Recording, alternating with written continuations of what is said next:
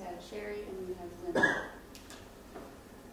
First on the diversity piece, I've never been too concerned that we will hit the diversity that is reflective of the district, because I know our commitment to do that is from administration to board to community. And I think, as I said, I'd like to be a part of that community of enrollment. So that's never been a concern of mine, because I just know we'll do the right thing with diversity.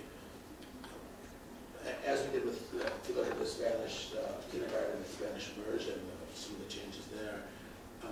I know there's some state initiatives with STEAM right now, and I guess, it's just going to be a lot different than what we're going to be seeing in other schools as far as curriculum. And one of the things we talked about at the meeting, and I know this speaks right to your expertise, is I didn't want to see a school with a couple extra periodic tables up and climate STEAM or STEM, and also, even though that our schools on the east side may not be at full fire code capacity, it's impossible to be in some of those schools, specifically Forest, and not feel the overcrowdedness there. And some of the STEAM would have to come from that community to release those walls. So even though not at full fire capacity, I've been at those schools and they're pretty crowded. So we'd have to weigh that as well. But I think I kind of threw a few questions out there. Were they questions or were they comments? Well, I guess the questions were, I know there's some state mandating coming out on STEAM for the state, and you've done this before. I consider you the STEAM expert. Well, I'm not the STEAM expert, but we think we can develop a very quality program.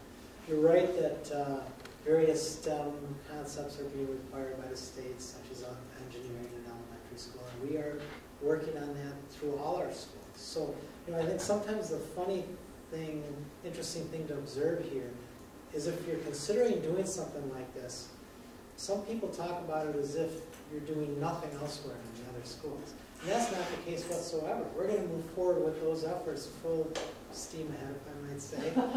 Teach and Learning is working on it. Stephanie Skelly's devoting a lot of her time. We have teachers in, is it 5 now of our elementary schools? 1 last year and 4 more schools this year.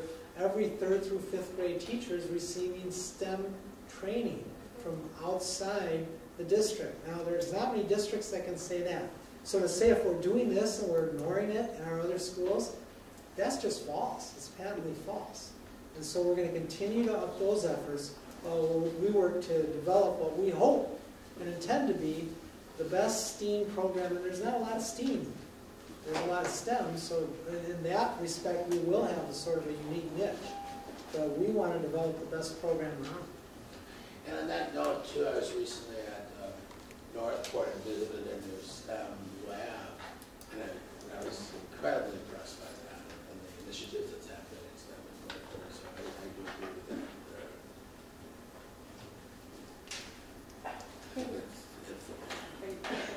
Sherry? Okay. Not sure exactly what all I want to comment on, because there's so many different pieces to this to work and work well. To Helen's comment about the dollar investment, I think, and I know you've all been on the board much longer than I have, but in the past 4 years, It's not me. in the past 4 years, we've done a lot of contracting in this district, which has allowed us to be in a position to reinvest in our district. We've pulled back on our schools, and we have garnered our fund balance, and we have put ourselves, especially considering the climate we're in a fairly healthy position to reinvest. And I look at this as a reinvestment in our schools. Should nobody show up, it's $500,000. I mean, the 94 kids, that's in general, but it's about $500,000, and that's a lot of money. But I don't think that's going to happen. Yet, right at this moment in time, we can weather that. It also allows us to pull kids from around the district who have a particular interest in this and not have to rebound. And we all know how disruptive the rebounding was after we closed the schools. And it just takes another year to just calm down the kids after you do something like this. But this allows us and let them choose to move out of their existing boundary schools. And elect a program that we are pretty confident in our ability to do well. So I see this as a win. I look at this as kind of a little petri dish, where we are going to be able to try different things. And as they work, we push some of it back out to our schools. It'll be a place where our teachers can get additional training, and that pushes back out to our schools. Back when we had TLC way back in the beginning, it was the only school in our district that had technology. And then some of the other schools caught up and passed TLC, and then they changed their focus because it was no longer relevant. It's an opportunity to grow within the district. And I think we're going to see a tremendous return on this investment going forward long term. So full steam ahead. Or STEM, doesn't matter. Full STEM ahead. Full STEM ahead is now, you know, it lost, it lost. I saw that.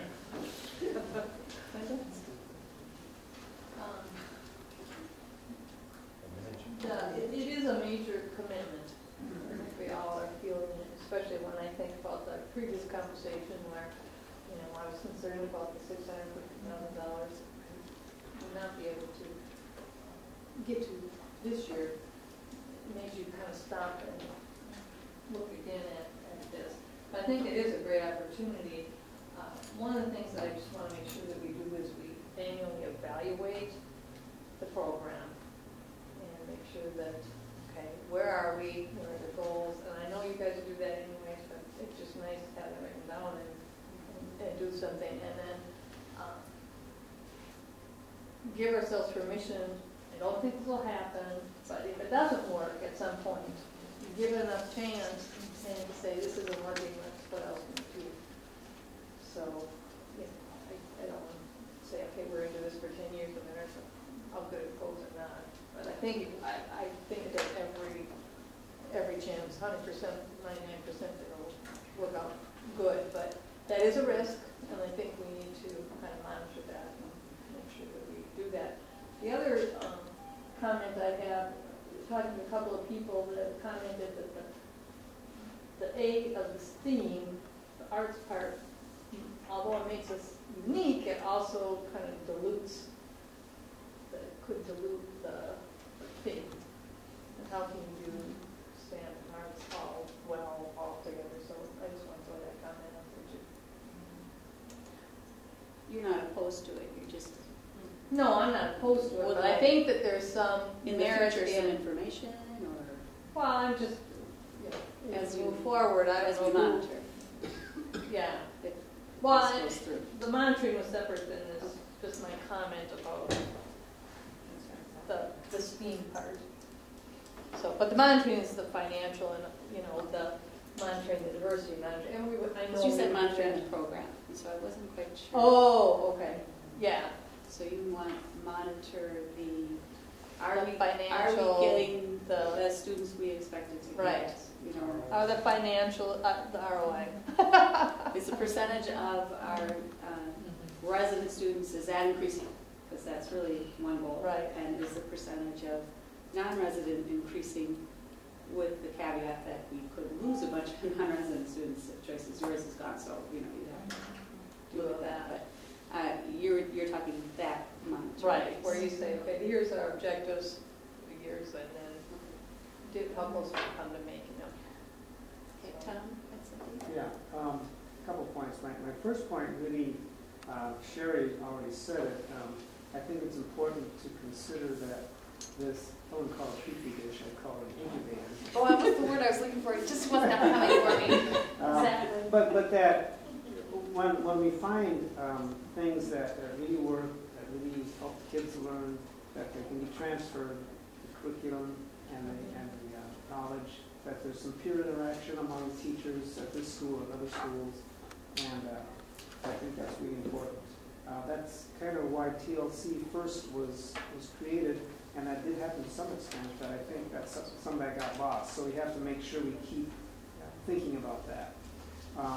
And also along that line, I know in other STEM schools and in certain other districts that have been created, some of the faculty, some of the staff really had no idea what they were getting into. I mean, they were not math or science science oriented. And I want to make sure that we start this off on the right foot, that we have, I don't know what you have to do, but that I know with The criteria for this. yeah, the problem is, I know you're dealing with contract things and seniority and so forth, but if there's a way to make sure you have the really qualified people in those courses, I think that would help get it off to a good start. And one more thing, I hope you do address that, and the idea that arts dilutes the science. That's a question that's kind of been in the back of my mind too, but I don't think it does. I think they complement each other. I think that arts and sciences can really work together right. You could teach science in art classes, you could teach art and science classes. There's a real synergy there that can be created that can work well in that aspect. Tom, you're no doubt a walking example of that. Right? Yeah, you are. So I would like to say a couple things about getting the appropriate staff in the building. Opening a building has some negatives associated with it. The biggest one being that it costs a lot more than if you make an existing building that has some open seats into a magnet. One of the benefits of opening a new building is you get to select the staff. You don't have existing staff. And what we've said in the committee, and you know, the Robbinsdale Federation of Teachers president is on the committee. He heard it. He agrees with it. That what a lot of these programs do when you start is they state professional development expectations up front. You're going to receive this training, this many hours of training in order to be a teacher of this school. That might be well above and beyond what a teacher in another school gets. And as far as I can tell from his input on the committee, Peter's 100% behind that. And since it's a new school, we don't have existing staff, we will be able to state that criteria up front for those who are applying so they know what they're getting into as they apply for the school. If I can just add to that, you know, the committee did tour the Weaver Lake STEM school in the Osseo School District. It's Weaver Lake, right? Yes.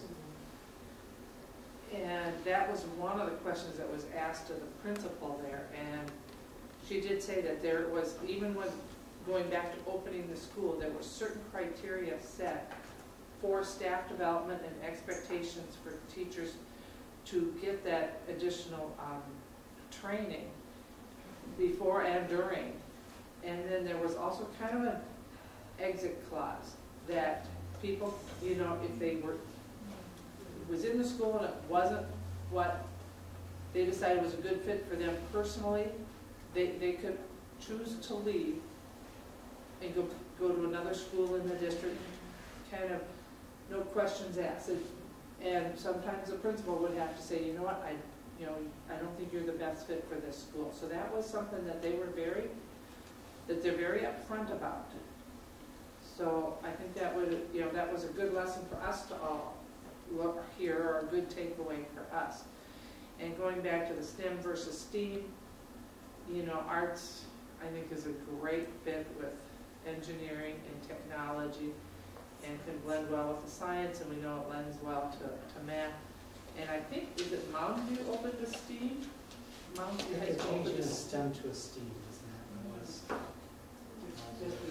It was Mountain View. But all you have to do is look at the Purpose Center for the Arts, and their arts director is a former chemistry teacher, and they have woven arts into chemistry, science, math, and they've just done it in over 20 years. They've really done it in the music right now.